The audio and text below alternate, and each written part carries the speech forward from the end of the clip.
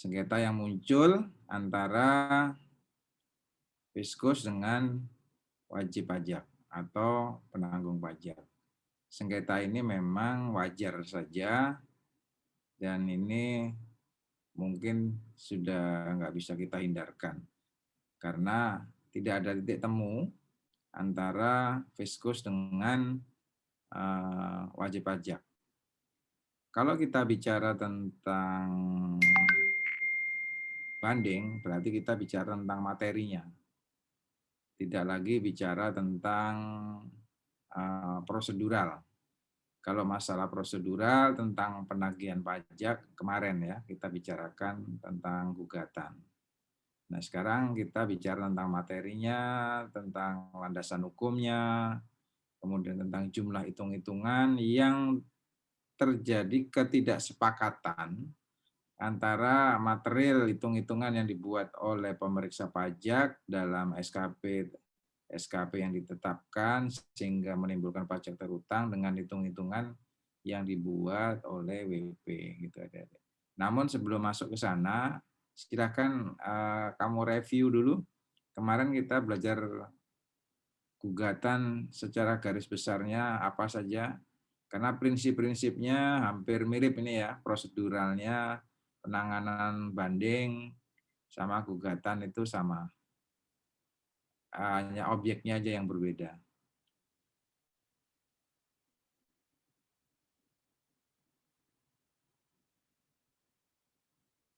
Niken, silakan Niken, kamu highlight Niken, sebentar aja.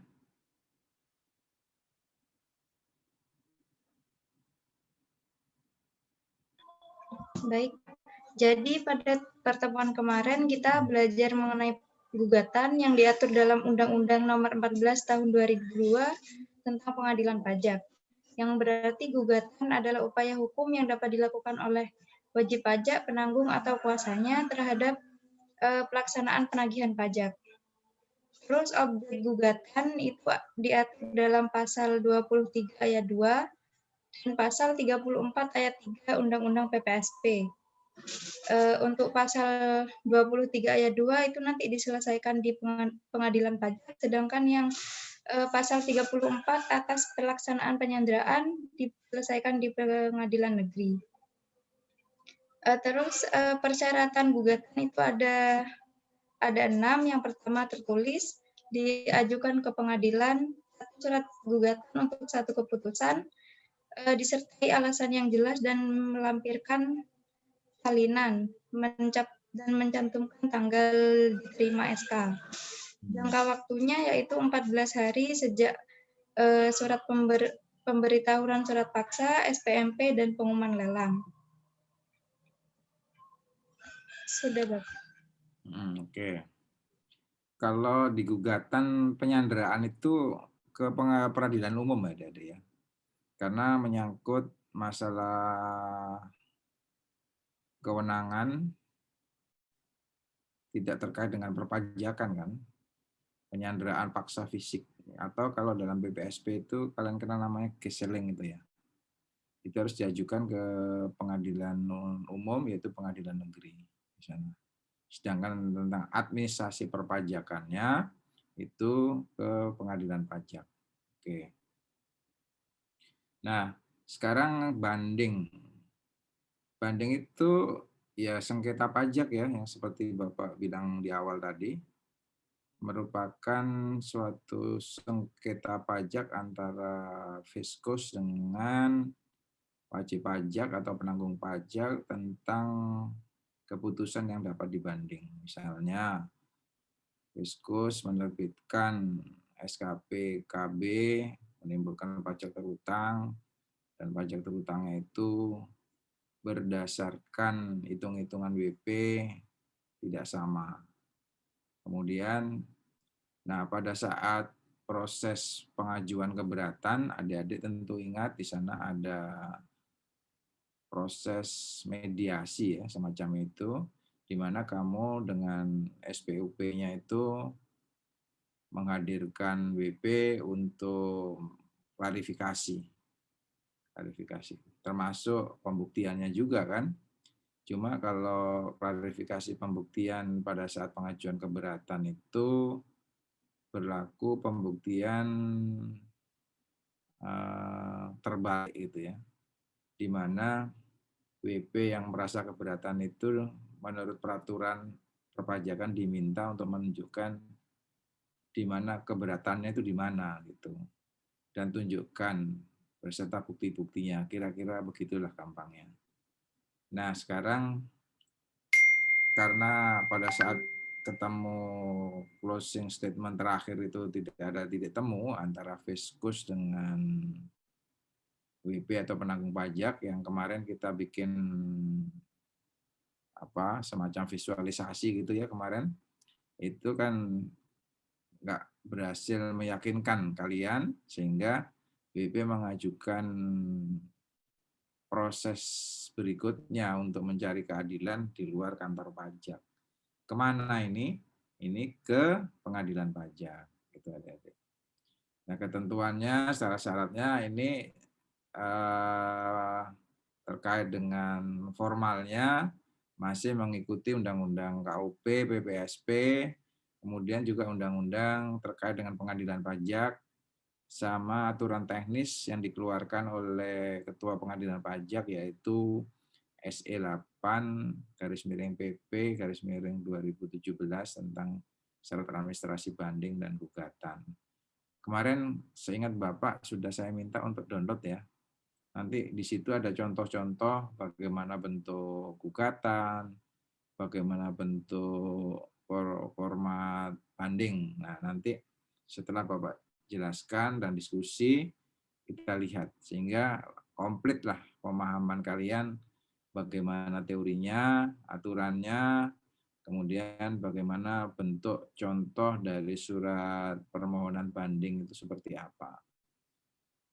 Penting untuk kamu ketahui bagaimana teori dan bentuk surat permohonan banding itu karena yang akan menjadi pihak terbanding itu adalah pihak DJP, yaitu Dirjen Pajaknya.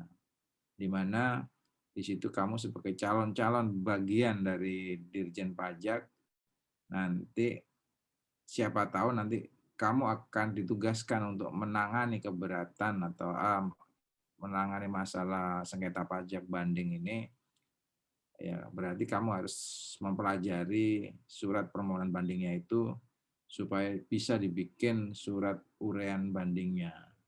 Bagaimana kamu bisa membuat suatu surat uraian banding kalau kamu tidak tahu tentang bagaimana surat permohonan banding itu. Nah, gitu. Oke, lanjut. Sekarang banding ya. Jadi banding itu diajukan oleh BP atau penanggung pajaknya atas penetapan yang dibikin oleh Fiskus yang tidak disepakati jumlahnya. Hitung-hitungannya termasuk dasar-dasar hukumnya juga. Nah, itu oleh pemohon banding dengan persyaratan yang ditentukan dalam SE itu kan antara lain harus dibuat dalam bahasa Indonesia, kemudian memuat identitasnya, atau itu kalau menguasakan kepada kuasa hukum harus dilampirkan dengan surat kuasa khususnya. Kemudian dia mengajukan banding itu terhadap keputusan SKP yang mana, nomor berapa, ya enggak? Nah, selanjutnya diuraikan juga tentang apakah syarat-syarat formalnya terpenuhi. Nah, proses penanganan banding itu adik-adik, itu bukan kewajiban kamu lagi, karena itu kan diajukan ke pengadilan pajak, maka itu proses penanganan formil terhadap banding itu nanti akan ditangani oleh tim di pengadilan pajak. Bisa dilakukan oleh paniteranya di sana. Nah, bagaimana prosesnya itu mirip-mirip seperti proses penanganan pada saat kamu menangani keberatan. Dilihat syarat-syarat formalnya terpenuhi enggak, Kemudian kalau syarat-syarat formalnya, kemudian jangka waktunya sudah terpenuhi, baru diproses di sana, dilanjutkan untuk materialnya. Nah, surat yang diajukan oleh pemohon banding tadi kan disampaikan ke Ketua Pengadilan Pajak. Diproses oleh panitera di sana, kemudian surat itu akan diteruskan ke terbanding. Nah, terbandingnya siapa itu, Wan? Kira-kira, Wan? Wan? Wan Zulfikar? Ya, Pak. Siapa? DJP, Pak. Siapa? DJP. DJP itu lembaganya, institusinya. Yang bertanggung jawab siapa di DJP-nya, Wan? Tim Kalau DJP yang organisasinya, kan nggak mungkin organisasi harus bertanggung jawab. tim itunya Pak, eh, tim yang urus ke bandingnya, Pak. Siapa yang diajukan permohonan banding itu siapa? Ke DJP. Kalau DJP itu organisasinya, masa minta protes ke keadilan ke organisasinya? Ke siapa?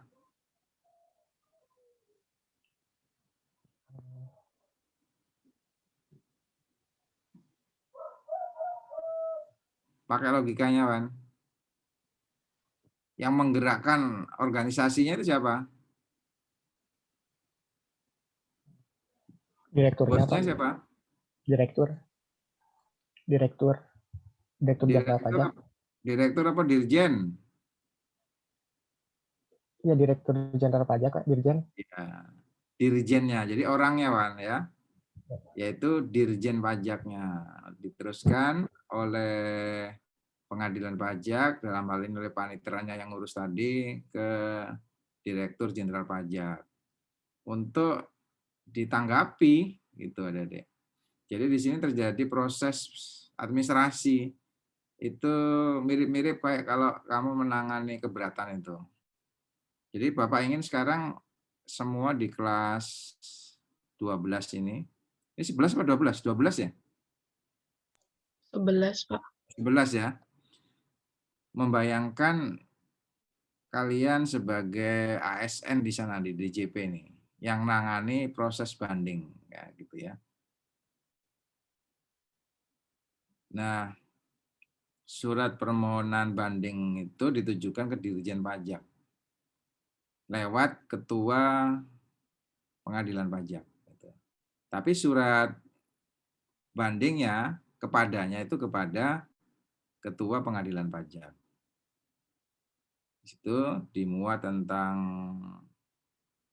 perihalnya, lampirannya, tanggal suratnya, identitas para pihaknya, pokok sengketanya, diuraikan dengan bukti-buktinya, serta dilampirkan surat keberatannya, SKP-nya, itu tentunya disertai dengan bukti-buktinya. Lalu oleh pengadilan pajak dikirimkan ke Dirjen Pajak untuk ditanggapi. Nah, surat banding itu kan tidak hanya satu surat aja dari itu.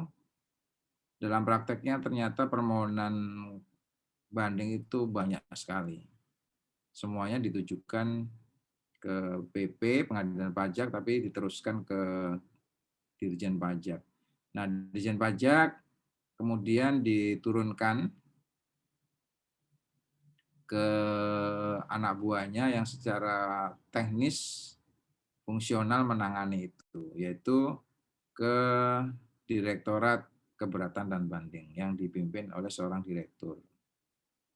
Nah, dari Direktur Keberatan dan Banding itu dipelajari, kemudian diturunkan disposisinya kepada satu level di bawahnya, kepala subdirektoratnya, lalu kepala subdirektoratnya diproses, dilanjutkan ke kepala seksinya, Kemudian kepala seksinya setelah mempelajari teknisnya dan sebagainya atas arahan pimpinan menunjuk salah satu anak buahnya. Nah, anak buahnya ini kemungkinan antara lain kalian, gitu ya. Bayangkan di situ. Sekarang berkas permohonan banding itu sudah di meja kalian. Nah, gitu. Nah, apa yang harus kamu lakukan untuk proses selanjutnya menangani itu? Kamu harus menguasai proseduralnya juga terkait dengan pemenuhan syarat formalnya. Apakah kelengkapannya sudah terpenuhi, apakah jangka waktunya masih dalam proses itu, dan sebagainya. Terus melakukan persiapan langkah selanjutnya. Kira-kira apa yang harus kamu persiapkan kalau berkas itu ada di mejamu?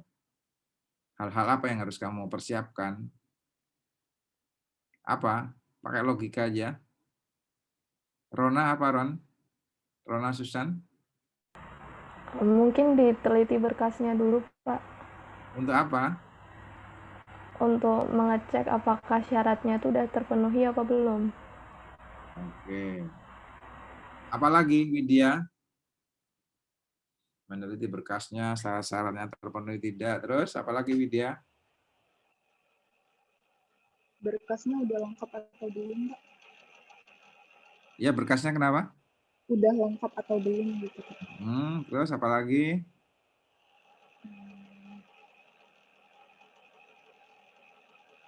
Jadi, Kira-kira bisa diterima atau enggak? oke, lanjut. Apalagi?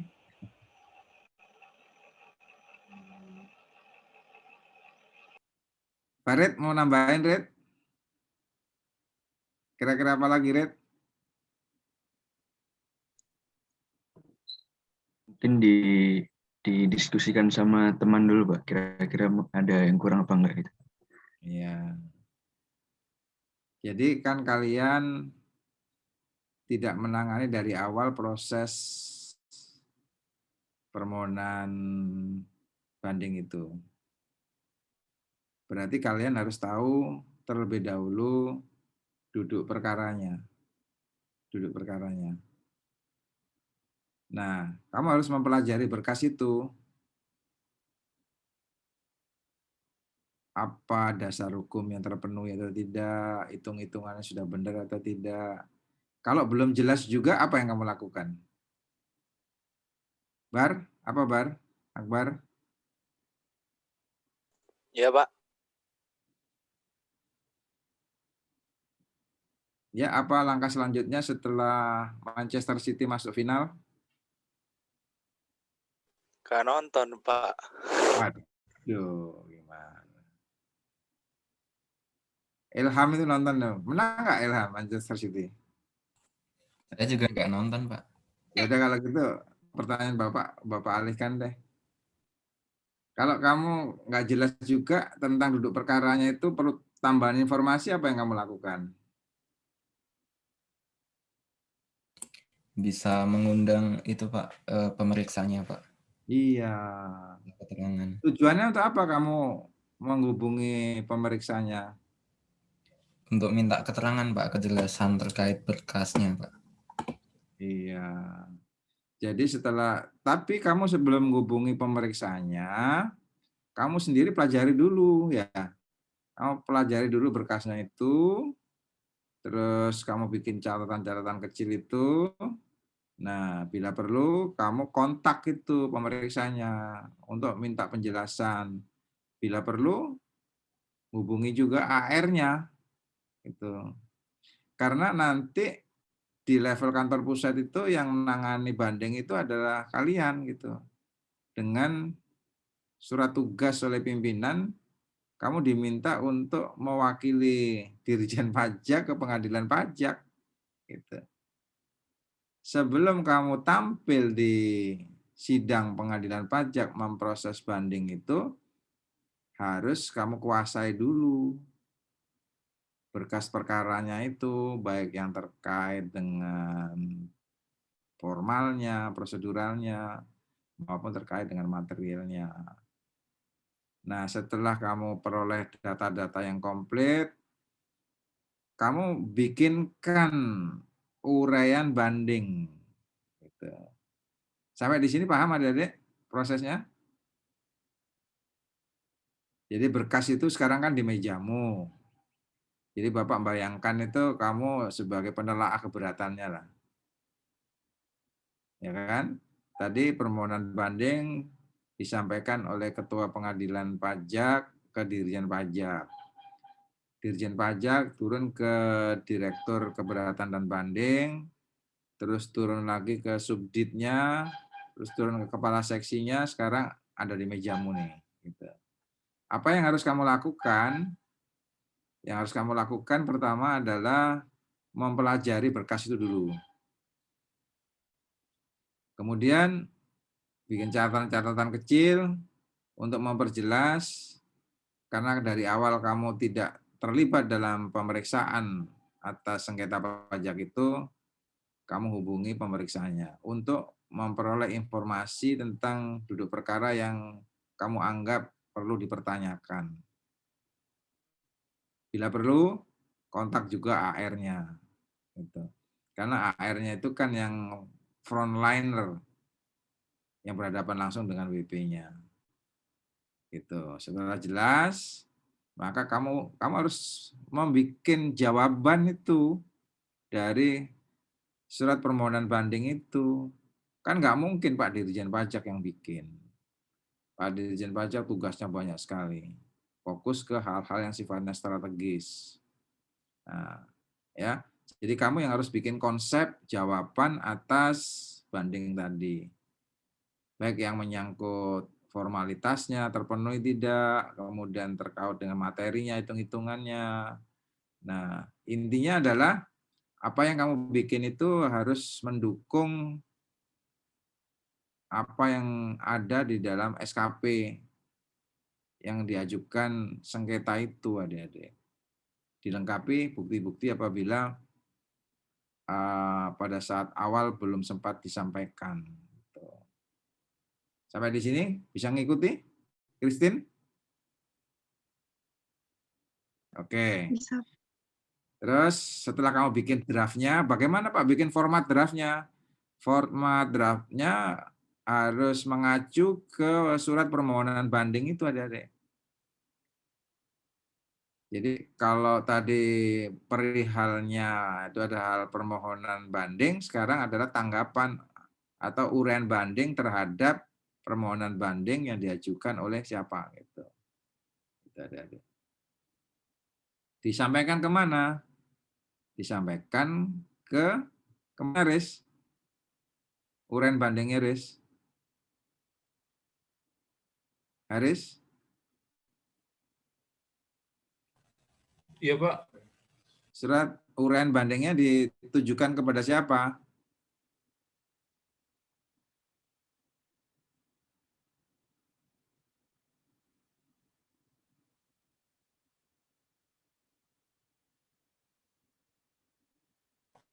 Langsung ke ketua ininya, Pak, pemeriksanya gitu, Pak. Bukan, penelaah bandingnya gitu, Pak. Kan berkasnya tadi misalnya di mejamu nih, udah kamu bikin uraiannya, tentunya nanti harus ditandatangani bukan oleh kamu, oleh pimpinanmu ya. Terus dikirimkan kemana itu? Oh, berarti langsung ke pengadilan pajak gitu, Pak, dikirimnya? Iya. Jadi harus dikirimkan ke pengadilan pajak. Nanti oleh pengadilan pajak diproses untuk dikirimkan lagi ke pemohon banding. Gitu. Jadi di sini terjadi proses surat menyurat itu, ya. Surat menyurat dulu. Gitu.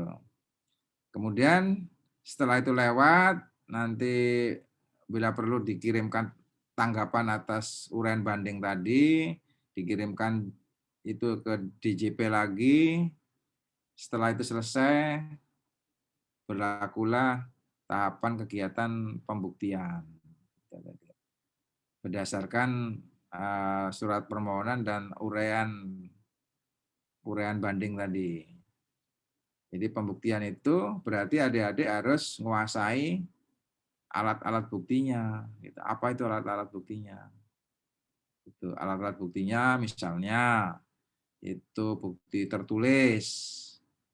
Bukti tertulis itu bisa berupa akta otentik atau akta di bawah tangan. Gitu. Kalau akta autentik itu apa, Michael? Mikael?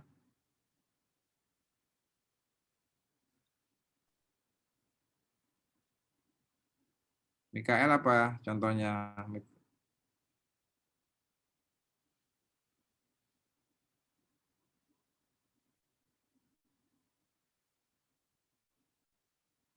Apa di Aldi? Akta notaris, Pak. Ya, akta notaris. Misalnya bukti itu akte pendirian perusahaan. Kalau yang sengketa itu badan. Gitu. Kalau akte di bawah tangan apa, Calvin? Akte yang dibuat tidak di depan badan resmi gitu, Pak. Ya, akte yang dibuat bukan oleh pejabat resmi. Misalnya contohnya jual beli yang tidak dilakukan di hadapan pejabat notaris misalnya, gitu ya. Boleh aja seperti itu. Kwitansi, ya enggak, bukti-bukti pembayaran itu boleh. Nah, itu bukti tertulis. Selain itu adalah saksi. Nah, boleh juga kamu ajukan saksinya. Termasuk saksi ahli, boleh. Misalkan kamu perlu pendapat yang mendukung kasusnya transfer pricing ya terkait dengan keahlian. Kamu hadirkan aja, kamu pilih siapa yang kira-kira dapat memperkuat dalil-dalilmu. Itu ada deh. Atau kamu bila perlu minta kepada hakim untuk menghadirkan pemeriksanya. Gitu. Karena kamu menganggap ini pemeriksaannya ini lebih detail tahu teknisnya. Kamu mohon kepada hakim, kepada yang mulia. Kalau di sidang itu menyebutnya hakim nggak boleh bapak ibu hakim ya, Dedek, tapi menyebut yang mulia. Nah, gitu. Itu kode etiknya gitu, yang mulia. Mohon izin, perkenankan saya akan mengajukan saksi pemeriksa pajaknya. Minta izin di sana. Termasuk juga minta izin kalau kamu perlu saksi ahlinya. Selain saksi, bukti tertulis, ada juga pengakuan. Nah, kalau pemohon bandingnya mengakui, ya sudah itu berlaku kekuatan pembuktian yang sempurna. Nggak usah ditanya lagi kalau dia udah ngakui. Nah, yang tidak kalah pentingnya adalah di dalam pembuktian itu pengetahuan hakim, adik-adik. Nah, pengetahuan hakim ini sangat subjektif ya. Artinya kalau hakimnya itu pengalamannya banyak, dia pengetahuannya semakin banyak juga. Tapi ini merupakan suatu celah juga yang bisa kamu pergunakan untuk memberikan keyakinan kepada hakim agar hakim lebih condong ke pendapat-pendapatmu gitu. Makanya di dalam pembuktian itu keterampilan soft skill-mu, keterampilan berkomunikasimu itu harus kamu pergunakan sebaik-baiknya. Yang tujuannya adalah bagaimana kamu bisa meyakinkan kepada hakim bahwa kamulah yang benar. Hitung-hitunganmu lah yang benar. Hitung-hitungan yang dibuat oleh pemeriksa lah yang benar disertai dengan bukti-bukti. Nah, itu tidak mudah. Makanya kamu di kuliah UHP ini Bapak latih juga bagaimana berargumentasi, presentasi, tanya jawab, bahkan kamu saya sarankan untuk melihat YouTube-nya si ahli debat itu. Siapa kemarin yang Bapak sarankan? Rocky Gerung, Mbak. Ya, boleh Rocky Gerung itu. Tapi Bapak tidak menyangkut materi Rocky Gerungnya ya, karena Rocky Gerung itu banyak masalah politik. Tapi cara dia menyampaikan argumentasi itu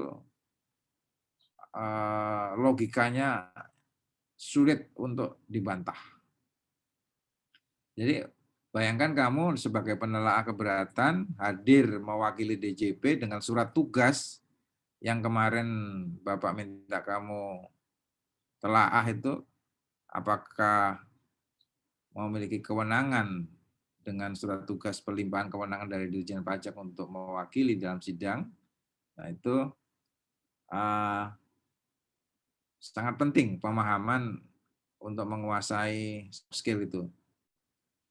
Kemudian di pembuktian itu berlaku pembuktian yang beda dengan yang pada saat proses keberatan, adik-adik.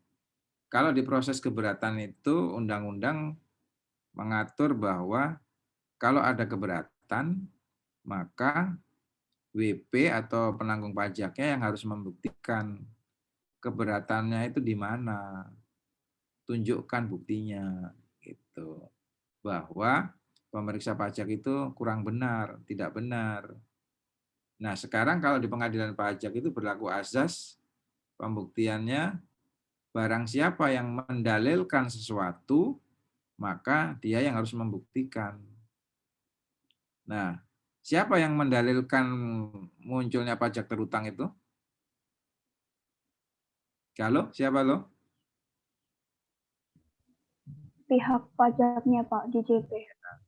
Tuh, jadi fiskusnya, pemeriksaannya itu yang memunculkan jumlah pajak berutang, maka fiskusnya itu yang diajukan permohonan banding itu sekarang menjadi terbanding itu yang harus membuktikan apakah landasan hukumnya benar, pokok sengketanya benar, kemudian hitung-hitungannya benar. Nah, di sini berlangsung perang pembuktian, adik-adik, ya. Perang pembuktian itu tidak cukup diajukan bukti-buktinya tadi, surat bukti tertulisnya, autentik tidaknya, kemudian keterangan saksi, keterangan ahli, pengakuan, ya, yang pada akhirnya nanti akan dilakukan apakah hakim meyakini yang mana berdasarkan pengetahuannya. Karena hakim-hakim di pengadilan pajak itu syaratnya adalah orang-orang yang memiliki pengetahuan luas di bidang perpajakan. Nah, itu tentu membutuhkan soft skill, ya. Makanya kamu harus punya kemampuan. Tidak cukup hanya kamu menguasai hukum pajaknya, baik yang formil maupun material, tapi kamu juga harus menguasai hitung-hitungannya, akuntansinya. Karena sengketa pajak khususnya untuk WP yang kelas menengah ke atas biasanya mereka memiliki laporan keuangan. Nah, kamu harus bisa baca laporan keuangan, bisa baca neracanya, arus kasnya, ya enggak? Supaya kamu bisa menyajikan data-data dengan baik dan benar. Gitu, adik-adik. Nah, itu berlangsung pembuktian, akhirnya serahkan kepada hakim untuk memutuskan berdasarkan hasil pembuktian. Jadi pembuktian itu proses uji bukti, adik-adik, ya. Uji bukti. Jadi kamu silakan berdebat dengan WP. Nah, biasanya sih lewat kuasa hukumnya, ya. Itu untuk hal-hal yang terkait dengan dasar-dasar maupun alat-alat buktinya. Biasanya kuasa hukumnya itu udah senior, tapi nggak usah khawatir. Karena kamu menurut Bapak sih sudah pengalaman juga. Karena syarat untuk menjadi penelah keberatan itu kan pangkatnya 2D. Pada saat kamu lulus ini nanti diangkat 2C. 2C ke 2D itu perlu waktu sekitar 3-4 tahun. Nah, 3-4 tahun itu kalau kamu penempatan pertama di kantor pajak sudah banyak menangani perkara-perkara, maka pengalamanmu Bapak anggap cukup lah. Gitu ya. Makanya kalau kamu pada saat kerja pertama kali diminta bantuan oleh atasanmu di kantor, kamu harus bisa menerima dengan senang hati.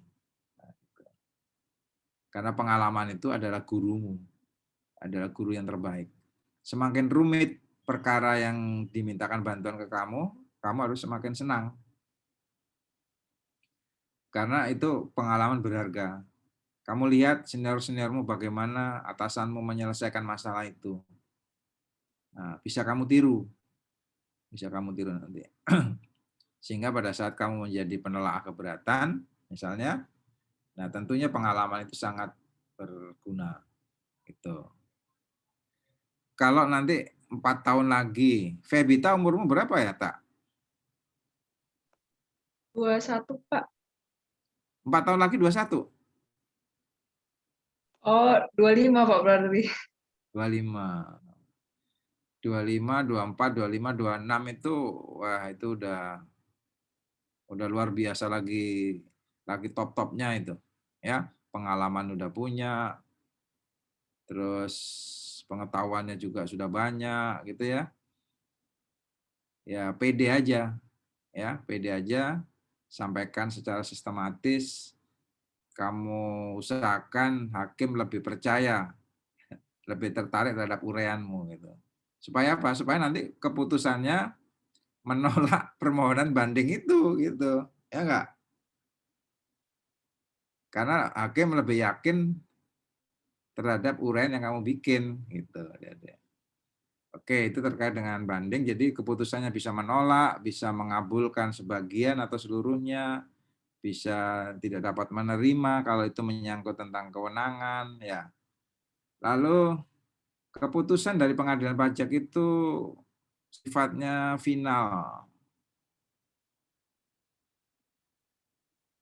dan langsung bisa dieksekusi, final and binding. Artinya tidak ada upaya lagi ya. Pertama dan terakhir diajukan ke pengadilan pajak gitu. Tidak perlu lagi mendapatkan persetujuan lain untuk bisa dieksekusi. Keputusannya langsung bisa dieksekusi. Pak, kok ada namanya PK?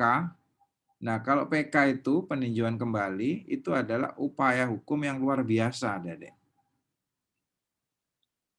Upaya hukum yang luar biasa karena hal-hal yang sangat limitatif pada saat persidangan di pengadilan pajak itu tidak terungkap. Nah, apa alasan-alasan diajukan peninjauan kembali? Coba kita perhatikan di sini. Misalnya, pada saat persidangan di pengadilan pajak, ternyata setelah putus, baru diketahui pembuktiannya itu mengandung kebohongan, mengandung tipu muslihat, yang baru diketahui setelah putusan. Nah, itu boleh diajukan peninjauan kembali. Nah, kebohongan dan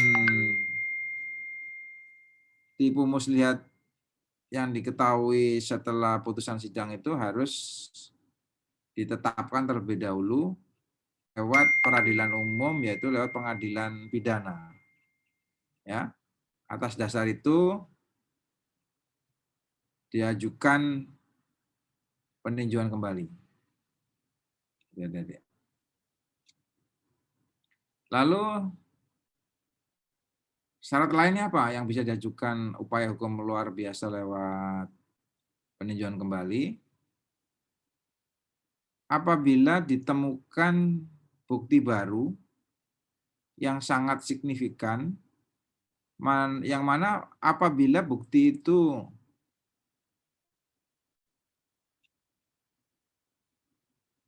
diajukan pada saat sidang akan menimbulkan keputusan yang sangat berbeda. Gitu.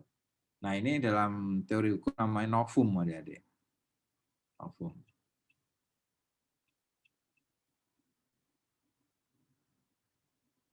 Lalu alasan apa lagi ya? Misalkan keputusan yang diputuskan oleh hakim itu melebihi dari tuntutan. Itu bisa diajukan peninjauan kembali. Ya. Atau memutuskan sesuatu yang tidak diminta. Nggak minta tapi diputuskan. Atau menuntut sesuatu belum diputuskan itu. Nah, bisa diajukan PK. Kalau kita lihat alasan-alasan tadi, adik-adik, adanya tipu muslihat, adanya novum, adanya putusan yang tidak seperti diharapkan, kayaknya nggak mungkin ya.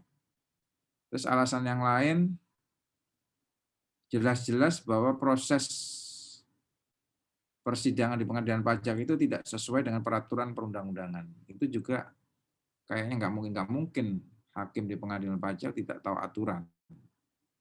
Gitu ya. Nah, kalau kita lihat alasan-alasan PK tadi, kayaknya secara teori jarang diajukan PK.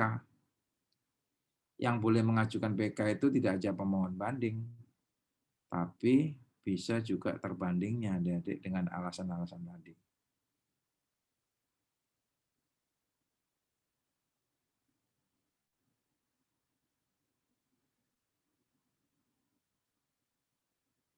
Kenyataannya, berkas perkaranya gimana? Kemarin yang kalian saya minta untuk ikut hadir di seminar ulang tahunnya pengadilan pajak yang disampaikan oleh Hakim Agung, perkara PK gimana?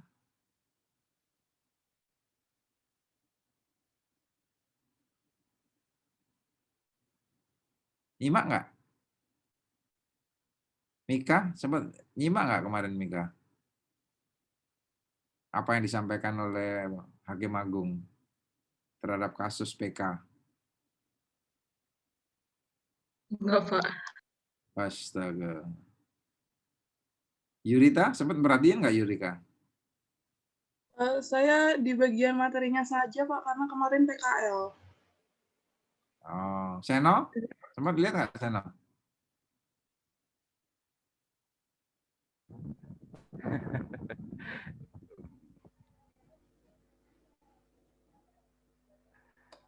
Ada yang komentar kemarin apa komentarnya Pak Hakim? Ya, berarti kelas ini nggak ngikuti ya kemarin ya?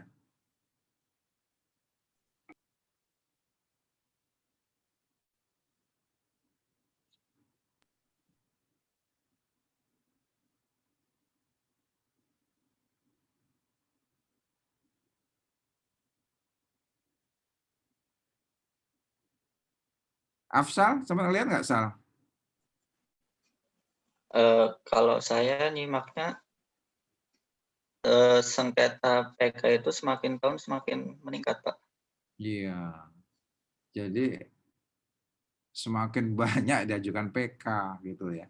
Jadi Bapak juga mikir juga nih teorinya kayaknya sulit untuk diajukan PK. Nggak mungkin lah hakim nggak tahu aturan tentang perpajakan. Itu. Nggak mungkin lah kebohongan itu baru terungkap. Ya mungkin juga sih, tapi kan harus prosesnya dibuktikan di putusan inkrah dari hakim pidana. Ya enggak? Alasan-alasannya itu sangat sulit untuk dipenuhi, tapi kenyataannya tadi yang disampaikan Afsal benar bahwa semakin banyak diajukan PK. Jadi keputusan banding itu rata-rata di PK baik oleh pemohon banding maupun yang terbanding. Nah, ini Bapak harus melakukan penelitian ini supaya bisa mengomentari apakah betul alasannya yang memenuhi syarat tadi, ya. Kan syarat tadi apabila putusan pengadilan pajak didasarkan kepada kebohongan, tipu muslihat, yang didasarkan bukti-bukti yang kemudian oleh hakim dinyatakan palsu oleh hakim pidana, kayaknya itu sulit dipenuhi kan ya. Harus prosesnya inkrah dulu. Lalu yang kedua adanya novum, bukti baru yang signifikan, itu juga jarang lah ya. Tapi bisa juga misalnya gini, pada saat dilakukan pemeriksaan keberatan ternyata data yang ada hanya itu, sehingga pemeriksa pajak hanya memutuskan berdasarkan data yang ada pada saat itu. Nah, kemudian proses banding itu kan waktu yang lama, ditemukan bukti baru. Nah, bukti yang baru itu diajukan di proses banding, bisa saja sih, gitu ya. Lalu apabila perkara itu yang bisa di PK mengenai suatu tuntutan yang belum diutus tanpa mempertimbangkan sebab-sebabnya, itu kayaknya nggak mungkin. Nggak mungkin lah hakim nggak mempertimbangkan itu, ya. Sehingga menurut teori alasan-alasan yang dapat diajukan PK diatur dalam pasal 91 Undang-Undang PP itu sangat sulit, tapi prakteknya banyak sekali adik-adik. Gitu. Oke. Nah, itulah yang menjadi highlight dari banding ini adik-adik. Sekarang silakan kamu diskusikan secara teknisnya, kamu presentasikan, nanti setelah itu baru Bapak ajak kamu melihat contoh-contoh contoh bagaimana format banding itu seperti apa. Siapa yang jadi moderator? Saya, Pak. Oke, silakan. Baik. Assalamualaikum warahmatullahi wabarakatuh. Selamat pagi Bapak Kuspono sama teman-teman kelas 611. Puji syukur kita panjatkan kepada Tuhan Yang Maha Esa karena atas rahmat dan karunia-Nya kita bisa berkumpul secara online dalam media Zoom ini dalam keadaan sehat. Pada hari ini saya Iwan sebagai moderator akan memimpin jalannya diskusi ini. Topik diskusi ini yaitu banding dan peninjauan kembali yang akan disampaikan oleh kelompok 5. Anggota kelompok 5 yaitu Afzal Rizky Ilmani, kemudian Akbar Mahardika, Mika Artani Butar, Niputu Devi Wulandari Rahayu, dan Widya Wulandari. Baik, kita langsung saja langsung ke sesi pemaparan materi yang akan disampaikan oleh kelompok 5. Saya persilakan kepada kelompok 5 untuk share screen PowerPoint dan mulai memaparkan materinya. Silakan. Saya izin share screen, Pak. Iya, silakan.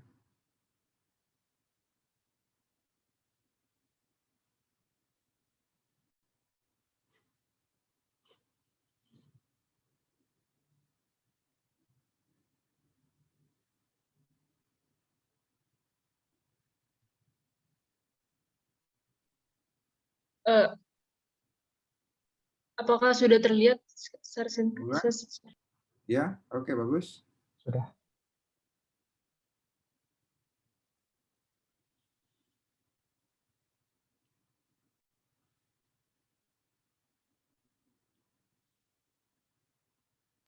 Oke, selamat pagi teman-teman semua. Di sini kami kelompok 5 akan mempresentasikan mengenai banding dan peninjauan kembali. Untuk perkenalan, untuk anggotanya terdiri dari Afzal, Akbar, saya sendiri, Mika Artani, ada Niputu Devi, dan Widya Wulandari. Langsung saja ke materi untuk teman saya dipersilakan. Yang pertama yaitu pengertian banding. Banding adalah upaya hukum yang dapat dilakukan oleh wajib pajak atau penanggung pajak terhadap suatu keputusan yang dapat diajukan banding berdasarkan peraturan perundang-undangan perpajakan yang berlaku. Next. Objek banding yaitu surat keputusan keberatan atas keberatan yang diajukan atas SKPKB, SKPN, SKPLB, SKPKBT, pemotongan atau pemungutan oleh pihak ketiga. Persyaratan banding itu ada 6. Yang pertama yaitu tertulis dalam bahasa Indonesia. Yang kedua, satu surat banding untuk satu keputusan.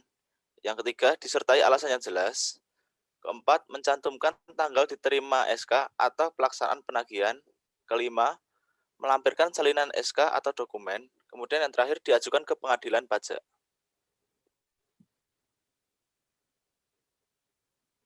Kemudian dilanjutkan oleh teman saya. Ya. Kemudian ini ada daftar isian surat banding. Jadi format surat banding itu pada dasarnya sama dengan surat gugatan ya. Karena dalam hal ini sama-sama diajukan ke pengadilan pajak. Bedanya itu nanti di jenis permohonannya. Kalau gugatan nanti yang dicentang gugatan, kalau banding yang dicentang banding. Nah, di sini ada formatnya, yaitu memuat yang pertama. Yang pertama itu ada identitas pemohon. Di identitas pemohon ini meliputi ada nama pemohon, NPWP, alamat, telepon, faksimili, email, dan penanggung jawab. Kemudian ada jenis permohonan, itu nanti terkait banding. Kemudian yang ketiga ada jenis sengketa atau jenis pajak. Yang keempat ada surat keputusan yang dibanding. Jadi dalam hal ini adalah SK keberatan. Yang kelima ada tahap pajak, keenam masa pajak, ketujuh surat ketetapan pajaknya, dan ke-8 ada dokumen-dokumen pendukung. Selanjutnya. Nah, kemudian untuk pemohon banding, jadi pemohon banding ini itu yang dapat mengajukan permohonan banding, atau dalam hal ini wajib pajak. Nah, untuk wajib pajak orang pribadi, itu dapat diajukan oleh dirinya sendiri, yaitu wajib pajak sendiri, ataupun diwakilkan oleh ahli warisnya maupun dikuasakan oleh kuasa hukumnya. Sementara untuk yang wajib pajak badan, itu dapat diajukan oleh pengurusnya ataupun dikuasakan melalui kuasa hukumnya. Nah, kemudian apabila selama proses banding, jadi ketika banding sudah diajukan, misalnya oleh wajib pajak orang pribadi itu sendiri, nah di tengah proses banding itu si wajib pajak OP-nya itu meninggal dunia. Nah, ini nanti bisa dilanjutkan oleh warisnya atau kuasa hukum dari ahli warisnya.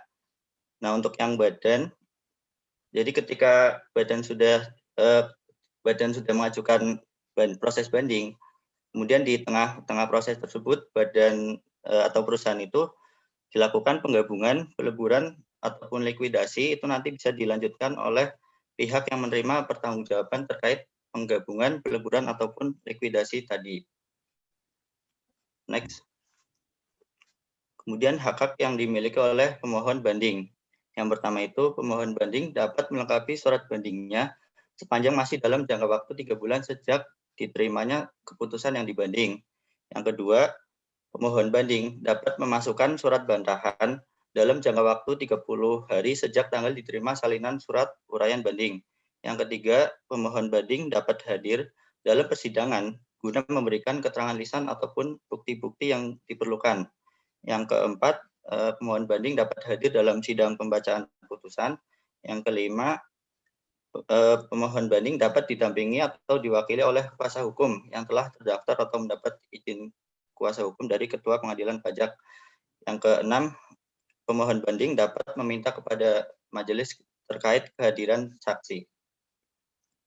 Selanjutnya, nah terhadap banding yang diajukan tadi itu dapat diajukan pencabutan banding. Yaitu yang pertama itu pemohon banding tadi itu mengajukan surat pernyataan pencabutan kepada Pengadilan Pajak. Kemudian banding yang akan dihapus atau yang dicabut tadi itu akan dihapus dari daftar sengketanya. Yaitu ketika diajukan sebelum sidang dilaksanakan, itu akan dihapus melalui penetapan Ketua Pengadilan Pajak. Dan ketika diajukan setelah sidang, itu melalui putusan majelis atau hakim tunggal melalui pemeriksaan.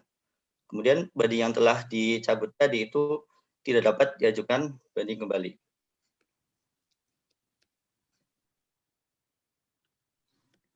Selanjutnya, putusan banding adalah putusan Badan Peradilan Pajak atas banding terhadap surat keputusan keberatan yang diajukan oleh wajib pajak.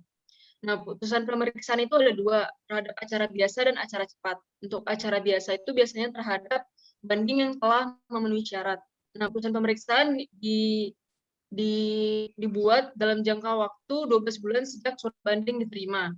Nah, dalam hal-hal khusus, jangka waktu dapat diperpanjang paling lama 3 bulan. Lalu ada acara cepat, yaitu ketika banding yang diajukan tidak memenuhi syarat.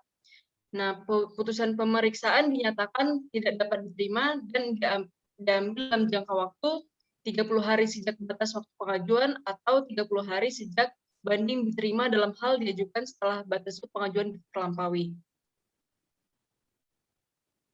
Lalu putusan dengan cara cepat itu masih bisa diajukan gugatan oleh pemohon banding kepada peradilan yang berwenang. Lalu putusan banding merupakan putusan akhir yang mempunyai kekuatan hukum tetap. Nah, terhadap putusan banding, pihak-pihak yang bersengketa dapat mengajukan peninjauan kembali kepada Mahkamah Agung. Nah, terhadap permohonan banding itu ada sanksi administrasi jika permohonan banding ditolak atau dikabulkan sebagian, yaitu sanksi administrasi berupa denda sebesar 100% dari jumlah pajak berdasarkan putusan banding dikurangi dengan pembayaran pajak yang telah dibayarkan sebelum mengajukan keberatan. Selanjutnya akan dilanjutkan oleh teman saya. Selanjutnya akan ke peninjauan kembali. Nah, peninjauan kembali ini adalah upaya hukum luar biasa kepada Mahkamah Agung untuk memeriksa dan memutus kembali putusan pengadilan pajak. Jadi pihak-pihak yang bersengketa ini dapat mengajukan peninjauan kembali atas putusan pengadilan pajak ini kepada Mahkamah Agung. Peninjauan kembali ini hanya dapat diajukan satu kali kepada Mahkamah Agung. Selanjutnya.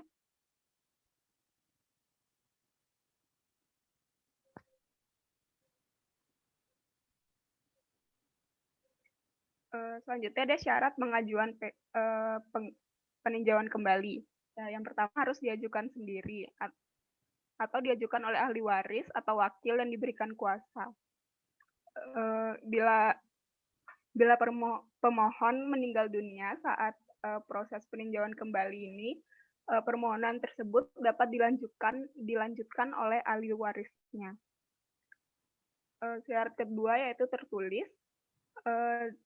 Permohonan peninjauan kembali ini diajukan oleh pemohon secara tertulis dengan menyebutkan alasan sejelas-jelasnya dan dimasukkan di kepaniteraan pengadilan negeri yang memutus perkara dalam tingkat pertama. Apabila pemohon tidak dapat menulis, maka ia dapat menguraikan permohonannya secara lisan di hadapan Ketua Pengadilan Negeri. Next. Alasan pengajuan PK ada 5. Yang pertama, putusan pengadilan pajak ini didasarkan pada kebohongan atau tipu muslihat. Yang kedua, terdapat bukti tertulis baru penting dan bersifat menentukan. Yang ketiga, dikabulkan suatu hal yang tidak dituntut atau lebih dari yang dituntut. Yang keempat, ada suatu bagian dari tuntutan belum diputus tanpa dipertimbangkan sebab-sebabnya. Alasan yang terakhir, putusan ini nyata-nyata tidak sesuai dengan ketentuan perundang-undangan yang berlaku. Next. Untuk jangka waktu pengajuan PK, untuk alasan yang pertama dan kedua, ini paling lambat 3 bulan setelah diketahui ada kebohongan atau bukti baru tersebut. Untuk jangka waktu yang kedua ada paling lambat 3 bulan setelah keputusan dikirim oleh pengadilan pajak.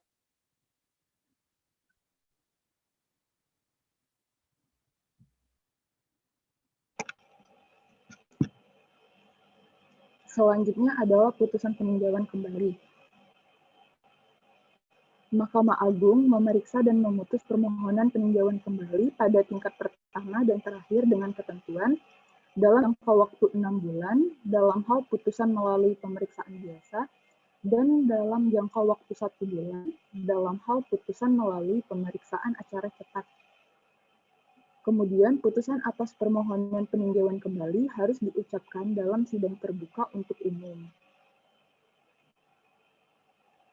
Kemudian dalam pasal 74-76 UU MA, MA mengabulkan permohonan PK, maka MA membatalkan putusan yang dimohonkan PK tersebut dan memeriksa serta memutus sendiri perkaranya. Nah, putusan tersebut dapat berupa putusan bebas, putusan lepas dari segala tuntutan hukum, putusan tidak dapat menerima tuntutan penuntut umum, dan putusan dengan menerapkan ketentuan pidana yang lebih ringan. MA juga dapat menolak permohonan PK dalam hal MA berpendapat bahwa permohonan itu tidak beralasan. Dengan kata lain, Mahkamah Agung tidak membenarkan alasan pemohon. Tentunya, putusan Mahkamah Agung tersebut haruslah disertai pertimbangan-pertimbangan. Mahkamah Agung mengirim salinan putusan permohonan PK ke Pengadilan Negeri memutus perkara tingkat pertama. Kemudian oleh Panitera Pengadilan Negeri yang bersangkutan tersebut mengirim salinan putusan permohonan PK kepada pemohon dan pihak lawan selambat-lambatnya 30 hari.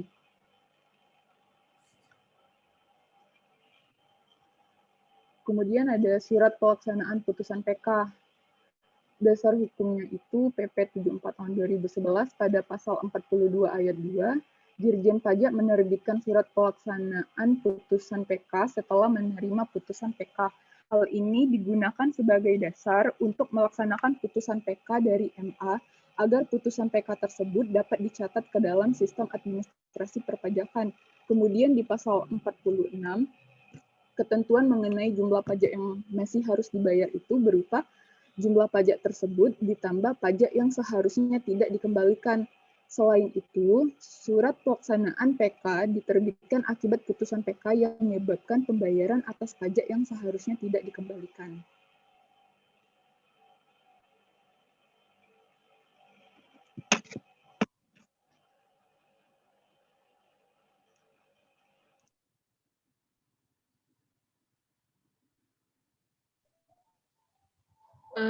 Terima kasih atas perhatiannya. Sekian presentasi dari kelompok kami. Saya kembalikan kepada moderator. Baik, terima kasih atas pemaparan materi yang luar biasa dari kelompok 5. Baik teman-teman, untuk selanjutnya yaitu sesi tanya-jawab. Saya buka untuk 3 pertanyaan terlebih dahulu. Silakan bagi teman-teman yang ingin bertanya untuk menyalakan audionya. Silakan. Izin bertanya. Saya Dunila Baik, izin silakan.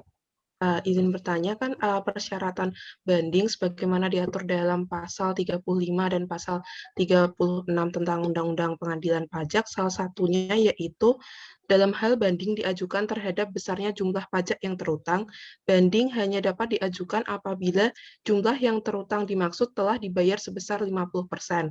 Nah, 50%-nya itu berdasarkan apa ya? Karena kalau di Undang-Undang KUP itu kan terkait dengan sanksi administrasi apabila permohonan banding itu ditolak atau dikabulkan itu kan kena sanksi sebesar 100% berdasarkan putusan banding dikurangi dengan pajak yang telah dibayar sebelum mengajukan keberatan. Berarti kan kayak titik awalnya itu membayar sebelum pengajuan keberatan itu kan. Sementara kalau yang di pengajuan keberatan itu kan minimal yang wajib pajak itu membayar sesuai yang disetujui. Nah, bagaimana kalau dia itu dari awal itu setujunya kurang dari 50%, sedangkan nantinya dia itu akan melakukan proses banding. Apakah ada mekanisme pembayaran sisa dari yang selisih sampai minimal 50% itu, atau emang nggak bisa diajukan banding ya kalau emang dari awal dia itu setujunya kurang dari 50%? Terima kasih. Baik, terima kasih Saudari Donella. Silakan bagi yang ingin menanya selanjutnya. Untuk izin silakan. Ya silakan. Baik, pertanyaan dari saya seperti yang tadi disebutkan pada saat webinar, dan saya mencari data di internet bahwa jumlah perkara PK pajak di tahun 2019 kan mengalami peningkatan sebesar sekitar 31,14% dibanding tahun 2018, yang dimana 2018 itu menerima 3.500-an perkara. Nah, ini kan berarti ada peningkatan yang cenderung drastis gitu ya. Nah, yang saya tanyakan, apakah kita yang kelak akan menjadi fiskus itu bisa punya peran untuk setidaknya tuh mengurangi kemungkinan buat WP mengajukan peninjauan kembali, atau mungkin atau memang jumlah hakim agung di MA itu yang mengurusnya itu kurang, apakah mungkin bisa solusinya dari hakim agungnya ditambah itu, apa mungkin bisa? Terima kasih. Ya. Betul. Waktu seminar itu gitu ya. Baik, untuk pertanyaan ketiga silahkan bagi yang ingin menanyakan.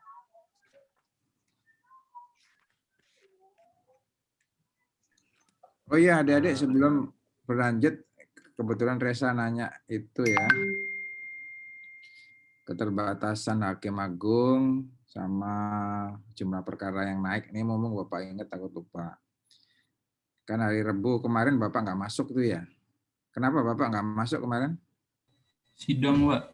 Iya, nah Bapak mau ngasih hasil sidangnya nih. Alhamdulillah Bapak sidangnya itu berjalan lancar di hadapan 8 penguji yang alirannya beda-beda gitu ya. Wah, itu bikin Bapak pusing. Tapi hasilnya ya lumayan lah, Bapak dapat A. Ya. Namun ada perbaikan di sana.